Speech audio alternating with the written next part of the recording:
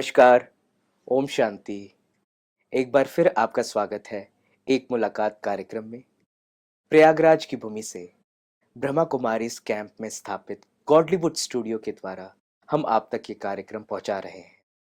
हर बार की तरह एक बार फिर हमारे साथ मौजूद हैं एक बहुत ही खास मेहमान, महामंडलेश्वर गौ ऋषि स्वामी ज्ञान स्वरूपा अक्रिय महाराज जी, जिनकी गाय के प्रति एक बहुत ही बड़ी श्रद्धा है और गाय रक्षा के लिए पूरी देश में सेवा दे रहे हैं।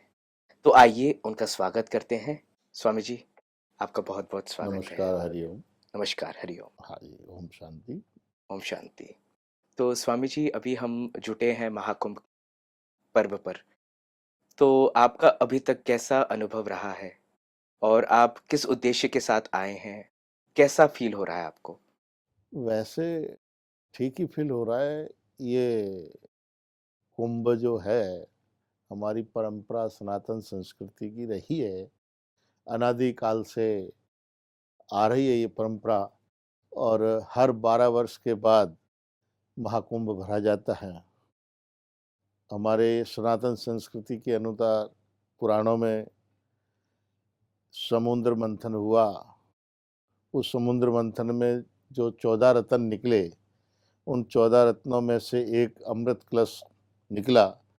उस अमृत कलश को लेकर देवता और दैत्यों में झगड़ा हुआ और चीना झपटी में चारों जगह रखा गया इस और वहाँ चारों जगह अमृत चलक गया।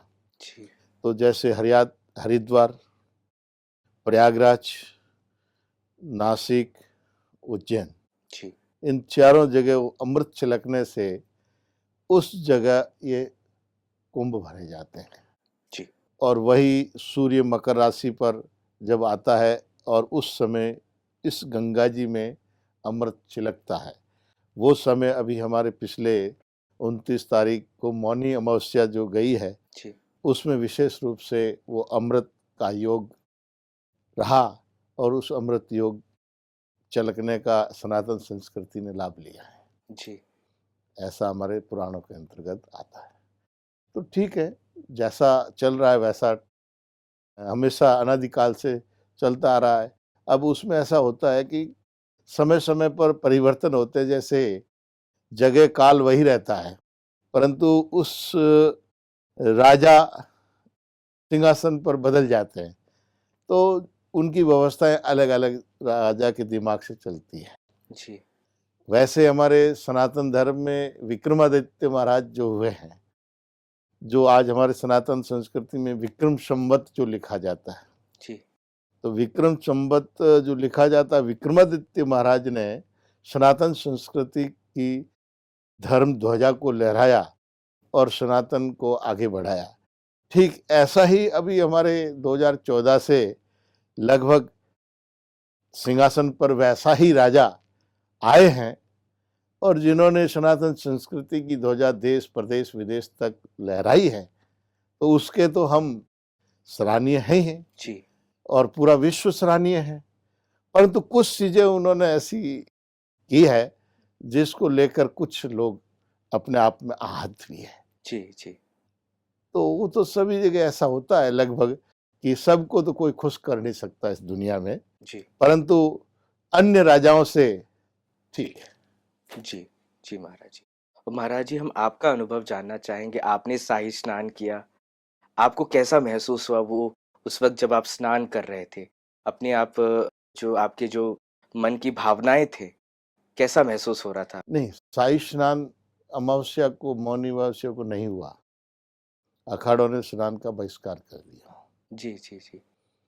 कुछ व्यवस्थाएं डावाडोल होने से पब्लिक को नुकसान हुआ। जी। उस पब्लिक को नुकसान होने से संतों ने अखाड़ों ने सुना कि अगर हमारे जाने से और व्यवस्थाएं बिगड़ सकती है जी। और पब्लिक में कुछ तनाव आ सकता है या हुल्लड़ मच सकता है, तो इसलिए अखाड़ों ने निर्णय लेकर उस अमृत स्नान का जो है वो उन्होंने निर्णय लेकर कहा कि अब हम पब्लिक के हित के लिए हमारे अखाड़े अभी कोई स्नान नहीं करेगा। जी। तो हमारे अखाड़ों ने स्नान उस दिन नहीं किया। केवल दिन में हमारे अखाड़े के इष्ट देवता और आचार्य ने केवल देवताओं को स्नान करवाया है। हमारे जो यति मनी, जो महापुरुष बड़े बड़े सिंहासनों से, रथ से जाने वाले थे, उन्होंने सबने कैंसिल कर दिया। जी जी क्यों?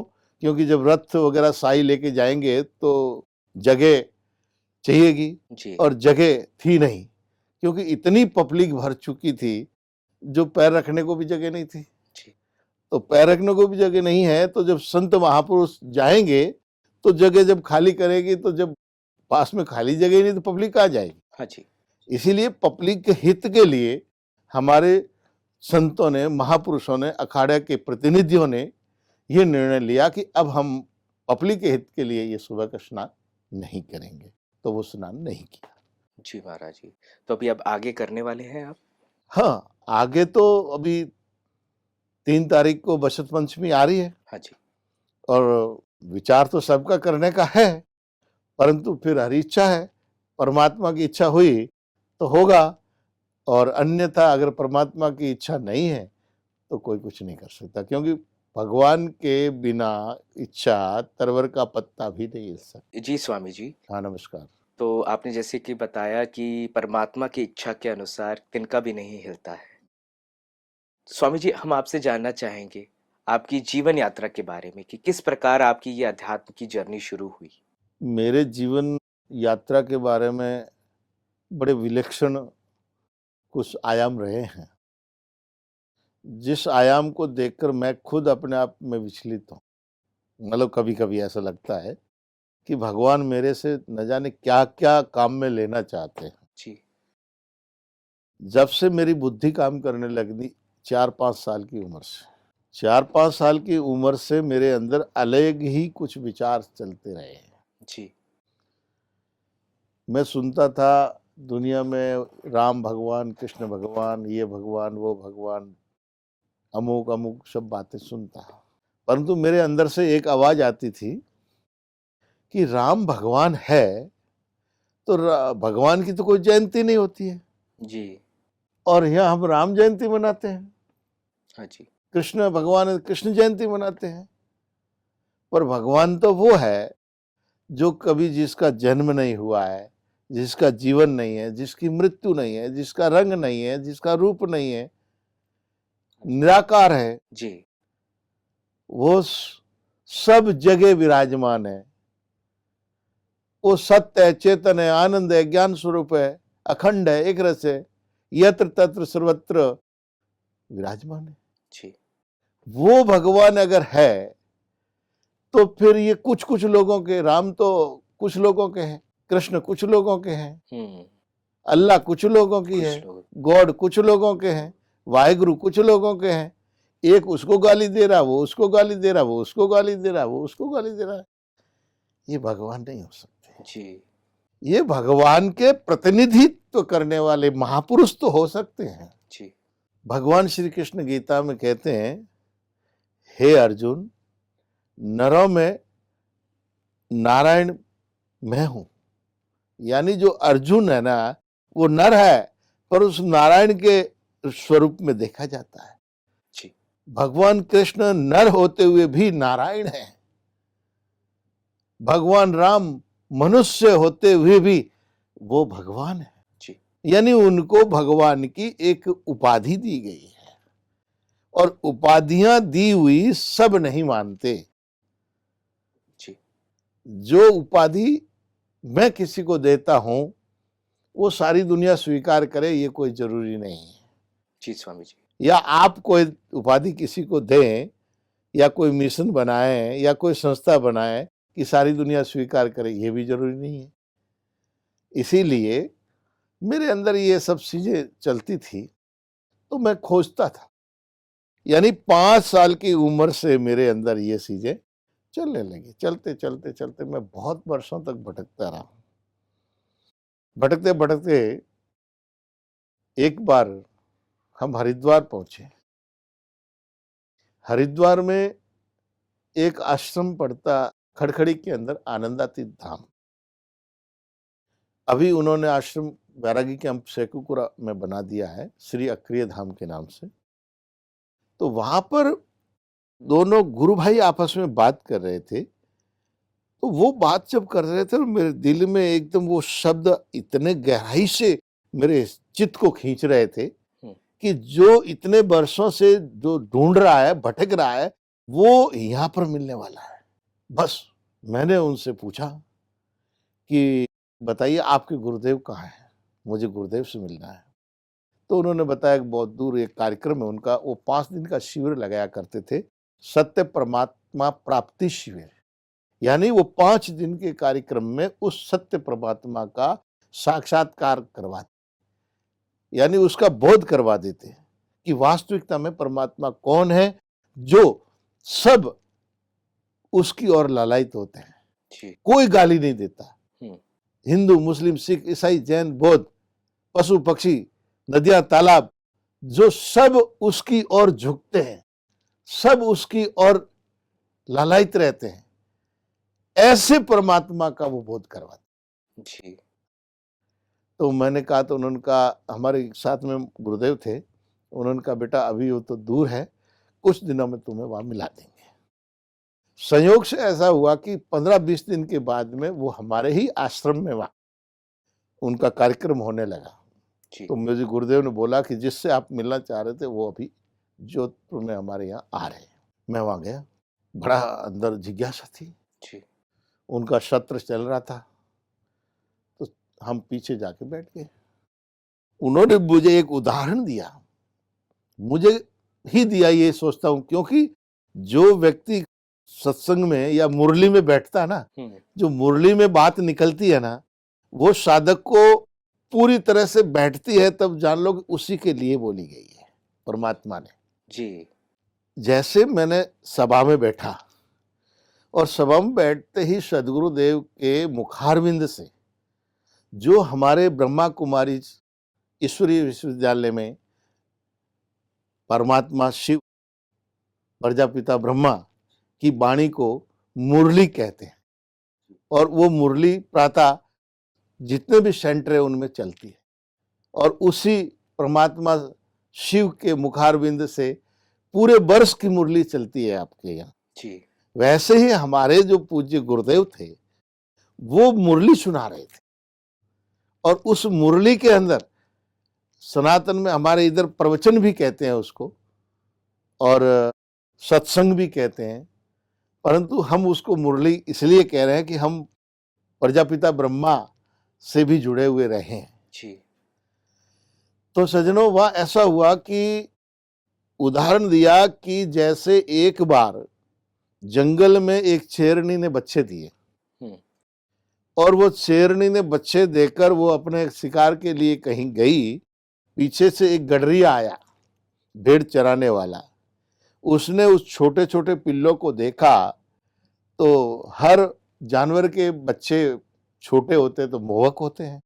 उस गडरिये ने उसको उठा लिया और अपने घर लेके आ गया। लाके उसने भेड़ बकरियों के साथ में रखना शुरू कर दिया जी। अब थोड़े दिनों में बड़े हो गए तो वही भेड़ बकरियों के साथ जाने लगे। एक दिन का संयोग ऐसा हुआ कि जंगली शेर आया। वहां जंगली शेर आया तो शेर ने बकरियों भेड़ों के पीछे दौड़ा झपटने के लिए। उतने में होता क्या है कि वो शेर के बच्चे भी दौड़ रहे हैं साथ साथ।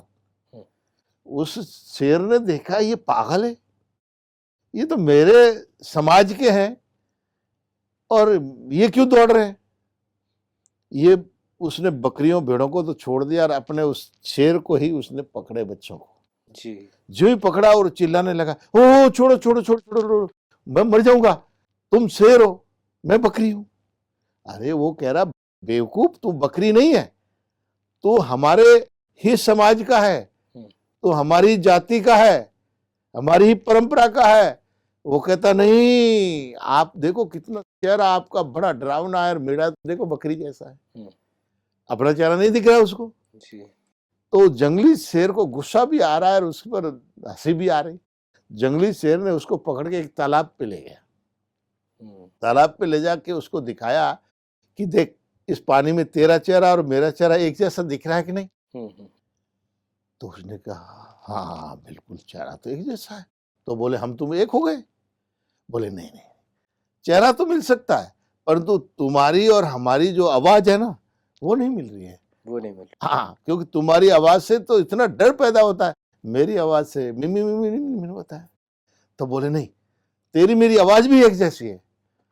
तो जंगली शेर ने दाढ़ लगाया, जो ही दाढ़ लगाया तो जंगली पशु पक्षी चुप हो गए। वैसे ही उस बकरी बने शेर को भी दाढ़ लगवाया तो वैसी की वैसी आवाज निकली। तो बोले अब आवाज मिल गई, चेहरा मिल गया, हम अब तो एक ही हो गए ना। बोले नहीं नहीं, तुम्हारी ताकत अलग है, मेरी ताकत कम है। बोले नहीं, ताकत भी है। तो उसने जंगली शेर ने छलांग लगाया, जो ही बकरी बने शेर को भी छलांग लगाया तो दोनों बराबर मिली। तब उसने कहा बता, अब सब कुछ हमारा तुम्हारा एक मिल रहा है तो फिर एक ही तो है। तब वो बकरी बना शेर बड़ा अपने आप में शर्मिंदा हुआ और वो उसके चरणों में गिर गया। बोले तुम्हें मुझे ज्ञान करवा दी। ठीक ऐसे ही मुझे उस सदगुरु के शब्दों से यह ज्ञान हुआ कि मैं इस दुनिया में आया तब शेर था, सिर्फ शेर था, यानी सिर्फ भगवान था। दुनिया में जब प्राणी आता है वो सिर्फ भगवान का स्वरूप होता है। वो न पापी होता है, न जाति वाला होता है, न कोई दरिद्र होता है, न कोई पुण्य आत्मा होता है। वो सिर्फ कारा मतलब सफेद व्हाइट पेपर है, कोरा कागज। कोरा कागज है। अब वो जैसों के साथ रहता है वैसा उस पर रंग चढ़ जाता है। जिस जाति वालों के साथ में रहा वैसा बन गया, जैसे वर्ण वालों के साथ रहा वैसा वर्ण बन गया, ब्राह्मण क्षत्रिय वैश्य। और जैसे पापी लोगों के साथ में रहा तो वो अपने आप को पापी मानने लग गया, धर्मात्माओं के साथ में रहा तो धर्मात्मा मानने लग गया, और वो महात्माओं के साथ में रहने लगा तो महात्मा मानने लग गया, और बड़े महापुरुषों के साथ में रहने लगा तो महापुरुष मानने लग गया। जी यानी उसकी मान्यता ही उसका जीवन है। जी। उसका संग कैसा मिला, वो संग ही उसका मार्ग है। इसीलिए हर व्यक्ति को अपने जीवन में आहार विहार पर विशेष ध्यान देना चाहिए। जी जैसे हमारे ब्रह्मा कुमारी आश्रम में ब्रह्मचर्य के साथ ही भोजन बनाया जाता है, जी शुद्धता और पवित्रता के साथ। और ब्रह्म कुमारी और कुमार जो जितने भी है वो कहीं अन्य जगह मैंने कभी भोजन करते नहीं देखा। वो अपने ही इंस्टीट्यूट पर पे ही या आश्रम पर ही करते हैं, जी। और जब भी कहीं करते हैं अपने हाथ से बना के करते हैं। तो क्योंकि जैसा खाओगे अन्न वैसा होगा मन, जैसा पियोगे पानी वैसी होगी वाणी, जैसा करोगे संग वैसा होगा आपका जीने का ढंग। तो इसी तरह से इस मनुष्य जीवन में परमात्मा ने केवल परमात्मा बना के भेजा आपको, परंतु इस दुनिया में हम जैसे लोगों के पास रह के अपने ऊपर नाम रूप की चदरें ओढ़ ली है। नाम रूप के मैं इंजीनियर हूँ, डॉक्टर हूँ, मैं बच्चा हूँ, बूढ़ा हूँ, जवान हूँ, स्त्री हूँ, पुरुष हूँ। परमात्मा ने ना स्त्री भेजा ना पुरुष भेजा, परमात्मा ने तो केवल एक मानव बना के भेजा है। जी अब बताइए, आपका जन्म हुआ तब आप कौन थे? पहले जो मिली दाई उसने कहा लड़का है, आपने सुना तो लड़का निश्चित कर दिया। अब जीवन में कोई तुम्हें कहे कि तुम लड़की हो तो कभी स्वीकार करने के लिए नहीं तैयार हो। हाँ जी। और उस लड़की जिसने पहली बार सुना था उसको कोई कह दे कि नहीं तुम लड़का हो, तो वो कहती है नहीं मैं लड़की हूं। बुआ आई, बुआ ने चद्दर उड़ाई, भाई आया, भाई ने उड़ाई, पिता ने उड़ाई, माता ने उड़ाई और रिश्तेदारों ने उड़ाई, फिर गुरु ने चेले की उड़ाई। ऐसे ऐसे चदरों से ढकता ही गया, गधे की तरह लद गया और असली अपने स्वरूप को भूलकर हैरान हो गया, भटक रहा है। तो इसीलिए मेरे जीवन की यात्रा इस तरह से रही। उस दिन से मैं इस सत्य ज्ञान के अंदर चल दिया और मेरी दौड़ खत्म हो गई। फिर हमने सेवा शुरू किया। तो स्वामी जी, इन जो चादर हमने जो ओढ़ के रखी हैं, तो इन चादरों को, इन परतों को हम हटा देंगे तो जो हमारा असली स्वरूप है उस पे आप बताइए कि वो क्या है असली स्वरूप। इसके लिए इन चदरों को हटाने का एक तरीका है। इस दुनिया में जितने भी गुरु लोग हैं, जो डॉक्टर दो तरह के होते हैं। एक डॉक्टर होता है जो सिर्फ बेंडिंग वेंडिंग कर देता है, दवाई जैसे किसी व्यक्ति को फोड़ा हुआ और वो डॉक्टर के पास गया, बोले डॉक्टर साहब ये मेरे को फोड़ा हो गया और इसकी दवाई दीजिए। डॉक्टर ने देखा, थोड़ा दवाई, तो दर्द हुआ। तो उसने कहा हाँ, उस डॉक्टर ने कोई आगे कार्रवाई नहीं की क्योंकि डर रहा है। उसके ऊपर ही दवाई लगा दी, दवाई लगा के बैंडिंग बांध दी। अब वो अंदर ही पच बन रहा है, वो सड़ रहा है, गल रहा है। अब थोड़े दिन में आपका हाथ गलने लग गया, आगे जाके हो सकता है आपको हाथ ही कटवाना पड़े। तो एक तो ये डॉक्टर है जो कानावाती तुर तू चेलान में गुर, जो मंत्र देते हैं, गुरु कहे रोकड़ चेलो कहे उधार, दोनों खेले दाव, पत्थर की नाव में बैठे दोनों डूबे मझधार। ठीक है ना। तो ये डॉक्टर जो है केवल पस बनाने वाले हैं, उस साधक का जीवन खराब करने वाले जी। वो कभी इन पर्दों से आपको मुक्त नहीं कर सकते। दूसरा डॉक्टर होता है, आप गए डॉक्टर के पास, कहा मेरे को ये फोड़ा हो गया। तो उन्होंने कहा अरे यार ये तो कुछ भी नहीं है, फालतू परेशान हो रहा है, कुछ भी नहीं, चलो इधर आओ। आपको बेड पे लिटाया और ऐसे ऐसे करते करते चिरा लगा और तुरंत पस निकाल के आप तो एकदम चिल्लाए और आंखों बंद हो गई। और उसने तुरंत पस को निकाल के साफ सूफ करके और बेंडिंग करके एकदम टांका लगा के रेडी करके चलो जाओ अभी ठीक हो जाएगा जी। अब वो दर्द तो आपको हुआ पर थोड़ी देर के लिए वो आपका पूरी गंदगी साफ हो गई और हो सकता 2-4 घंटे के बाद में 2 दिन में एकदम रेडी हो जाएंगे जी। और जो पहले वाला डॉक्टर है वो पूरा जीवन खराब कर सकता है जी। तो ऐसे ही हमारे यहाँ गुरु लोग भी होते हैं कि जो एक गुरु होते हैं केवल मरे मुर्दों की कहानियां सुना देते हैं। ठीक है ना, फला राजा ऐसा हुआ, फला राजा ऐसा हुआ, फला राजा ऐसा है, नाच लिए कूद लिए तालियां पीट दी और सत्संग हो गया। तो वो जीवन में भटकते रहो, चप्पल फाड़ते रहो, जहां दुनिया में देखते हो आप हजारों लोग कथा में पहुंचते हैं जी। अरे कितनी कथा, अब बहुत बढ़िया कथा हो रही, बहुत बढ़िया कथा हो रही, अब बहुत बढ़िया कथा तो हो रही है पर तुम्हें समझ में क्या आया, क्या कहा? बोले ये तो पता नहीं, ये तो मेरी कमी है, मेरी बुद्धि काम नहीं कर रही। अरे तेरी बुद्धि क्या काम कर रही है, तू गया वो डॉक्टर ही फेल है वो डॉक्टर ही केवल अपने भीड़ बढ़ाने के लिए, अपने नोट ऐंठने के लिए ही भीड़ कर रहा है जी। ये समझ लीजिए जी। तो ऐसे ही जिसने आड़ी धोती बांध ली, हमारे सनातन में एक बड़ी कुरीति है बार कि जिसने भी आड़ी धोती बांध ली और 2 शब्द बोलने लग गया भागवत रामायण गीता का, बोले बड़े महात्मा, बहुत बड़े महात्मा, बड़ी बड़ी भीड़, लोग चप्पल फाड़ते जा रहे हैं, बस हजारों लाखों और उनके बड़े बड़े आश्रम, बड़े बड़े वो सब बन गए, परंतु वो डॉक्टर केवल आगे जाके उसका फोड़ा नहीं, उसका पूरा हाथ ही कटवाने वाले। तो वो डॉक्टर कभी उस सत्य ज्ञान को नहीं दे सकते जी। सत्य ज्ञान को वही डॉक्टर दे सकते हैं जो हमारे रामायण में बताया, वैद्य रोगी, वेद अगर रोगी होता है तो उसकी दवाई कभी सफल नहीं होती है। ठीक है ना, अगर खुद ही वेद बीमार है और दूसरों का इलाज कर रहा है वो कैसे होगा? तो वो जो दवाई दे रहे वो खुद ही बीमार है, वो खुद ही उन्होंने परमात्मा को नहीं देखा है, खुद ही कहते हैं राम राम रटते रहिए जब लग घट में प्राण, कबूक दीन दयाल के कान पड़ेगी भनक। अरे कबूक पड़ेगी, हमारा तो जीवन ही खत्म हो जाएगा, फिर पड़ेगी तो फायदा क्या होगा? भगवान कृष्ण कहते हैं मनुष्य जीवन बड़ा अनमोल है जी। मनुष्य जीवन में आप लक्ष्य बना दो कि मैं इसी जन्म में उस सत्य परमात्मा का साक्षात्कार करूंगा, उसकी प्राप्ति करूंगा और जब तक नहीं होगी तब तक मैं इस दुनिया से नहीं जाऊंगा। तो आप जा नहीं सकते हो, क्योंकि मनुष्य जो संकल्प कर लेता है वही होता है, क्योंकि भगवानों का भगवान जो है वो मनुष्य है। इस दुनिया में 84 लाख योनियां, 84 लाख योनियों में एक ये ही योनि है जो सबका भरण पोषण नियंत्रण कौन करता है? शेर को भोजन कौन देता है? मनुष्य। शेर पर नियंत्रण कौन करता है? मनुष्य। हाथी को भोजन कौन देता है? मनुष्य। हाथी पर नियंत्रण कौन करता है? मनुष्य। सांप को भोजन कौन देता है? मनुष्य। सांप पर नियंत्रण कौन करता है? मनुष्य। कीड़ी से लेकर कुंजर तक, स्वर्ग से लेकर नरक तक सब पर आधिपत्य अगर है किसी का तो केवल मनुष्य का है।